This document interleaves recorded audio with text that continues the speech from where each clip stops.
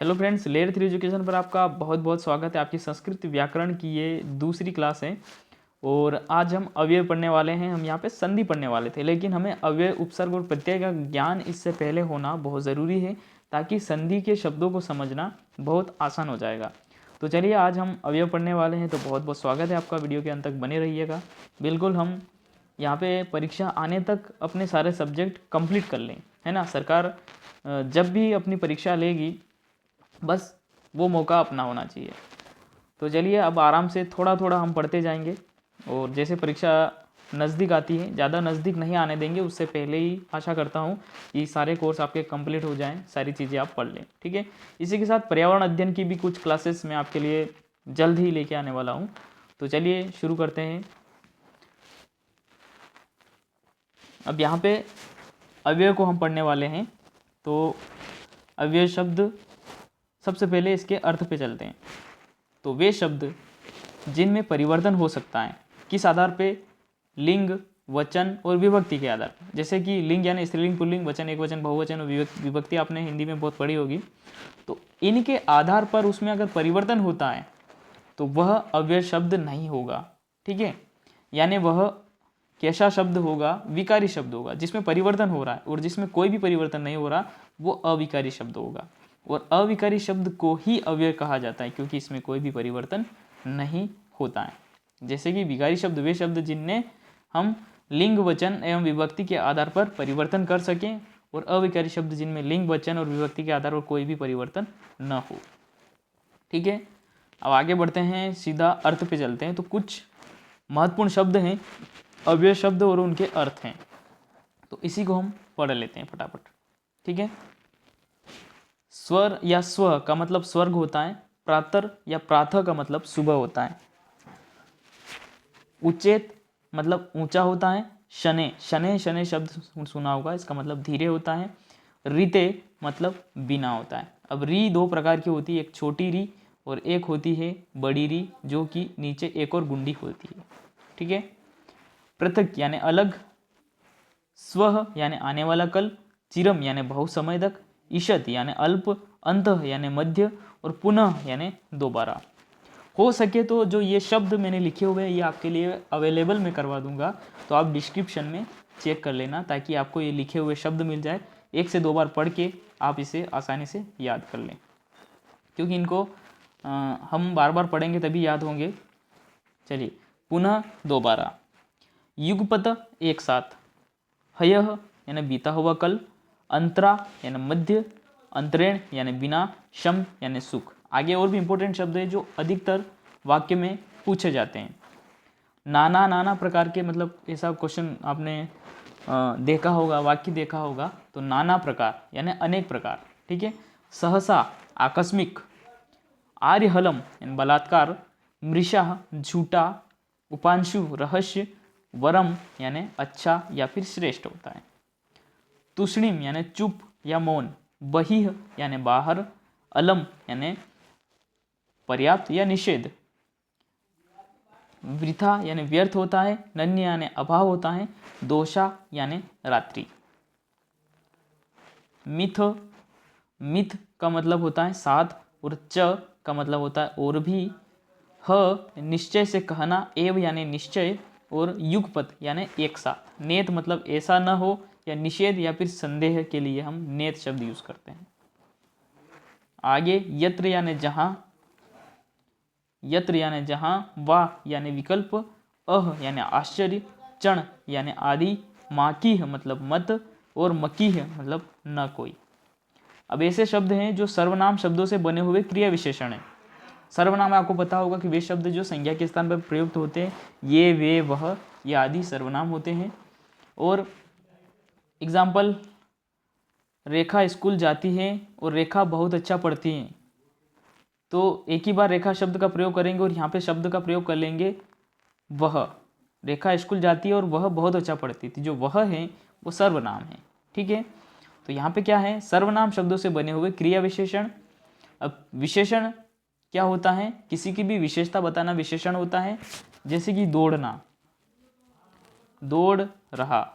जैसे कि रमेश राम दौड़ रहा, राम दौड़ रहा है, या फिर राम तेज दौड़ रहा है।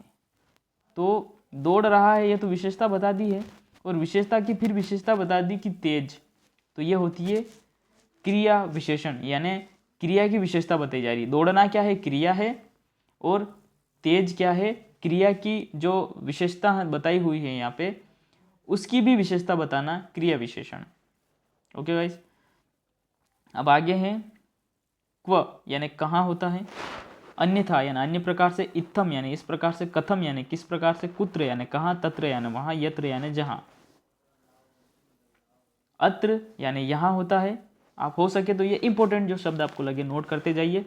अत्र यानी यहाँ, सर्वत्र यानी सब जगह, अन्यत्र यानी दूसरी जगह, उभयत्र यानी दोनों ओर या जगह, पूर्वत्र यानी पहले, और यदा यानी जब, तदा यानी तब, कदा यानी कब, यथा यानी जैसे, और तथा यानी वैसे। महत्वपूर्ण अव्यय शब्द और भी आगे बढ़ते हैं।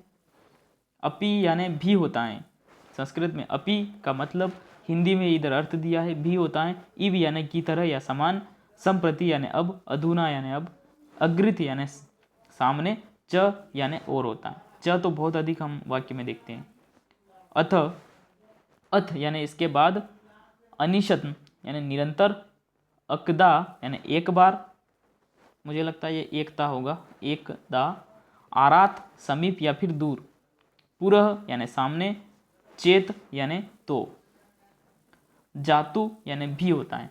अब संख्यावाची शब्दों से बने हुए क्रिया विशेषण। अब दोस्तों ये सभी अव्यय ही हैं, ठीक है, जो शब्द प्रकार यहाँ पे है संख्यावाची शब्दों से बने हुए क्रिया विशेषण, ये अव्यय की ही बात हो रही है, ये अव्यय शब्द ही है, लेकिन इनका प्रकार में इनको डिफाइन कर दिया कि संख्यावाची शब्द है ना। अब दोस्तों हमें गिनती भी मालूम होना चाहिए, मैं किसी क्लास में आपको पूरी गिनती बता दूंगा संस्कृत वाली, क्योंकि इससे क्वेश्चन संस्कृत व्याकरण में इसमें पहले रीट की एग्जाम में बन चुका है। द्वि यानी 2 बार, चतुः यानी 4 बार, पंचधा यानी 5 प्रकार से, और षोडा या षड्ढा मतलब 6 प्रकार से।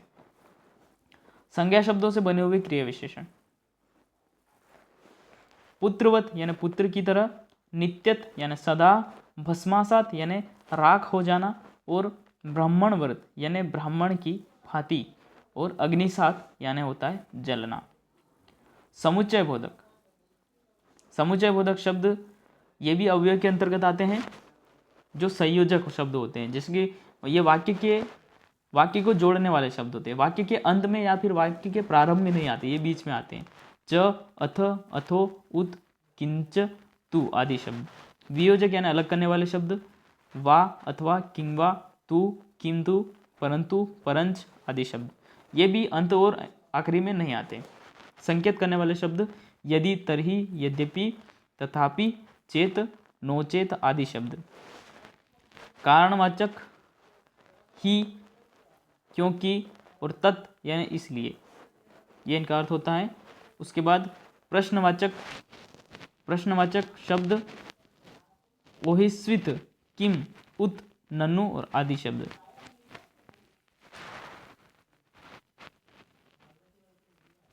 कालवाचक यदा, तदा, कदा, यावत और तावत शब्द, और विधि अथवा निषेध, निषेधार्थार्थ, ये शब्द अंग, आम, अथ आदि। उसके बाद मनोविकार सूचक शब्द, जो मन में विकार उत्पन्न कर सकते हैं, हर्ष होना, खेद होना, दया, शोक, क्रोध और भावों को व्यक्त करने वाले शब्द, ठीक है, ये शब्द मनोविकार सूचक अव्यय होते हैं। अव्यय को और अधिक गहराई से अगर पूछे तो इसे पूछ सकता है, बाकी ये बहुत ज़्यादा गहराई हो जाएगी। कभी कभी पेपर क्या होता है, जैसे हमने तो हाई एक स्टडी कर रखी है, बहुत ऊपर लेवल की कर रखी है, लेकिन जो परीक्षा का लेवल है वो नीचे होके निकल जाता है और पता ही नहीं चलता। विस्मय सूचक, हा हंत, शोध सूचक शब्द, शोक है ना, शोक। उसके बाद किम, धिक, ये धिक्कार सूचक शब्द है। अंग, अयि, अये, भोह, ये आदर पूर्वक आह्वान है। अरे, रे, ये है अवज्ञा पूर्वक आह्वान। ठीक है गाइस, तो आज की इस क्लास में इतना ही। आगे हम उपसर्ग को पढ़ेंगे, फिर हम प्रत्यय को पढ़ेंगे, क्योंकि प्रत्यय वाला जो टॉपिक है वो बहुत बड़ा है, इस कारण से उसे सबसे पहले उपसर्ग को पढ़ लेंगे, बहुत छोटा टॉपिक है, उसके बाद प्रत्यय पढ़ने वाले हैं। तो चैनल पे नए तो सब्सक्राइब करना बिल्कुल ना भूलिएगा। मिलते हैं अगली क्लास में। Thank you. जय हिंद, जय भारत।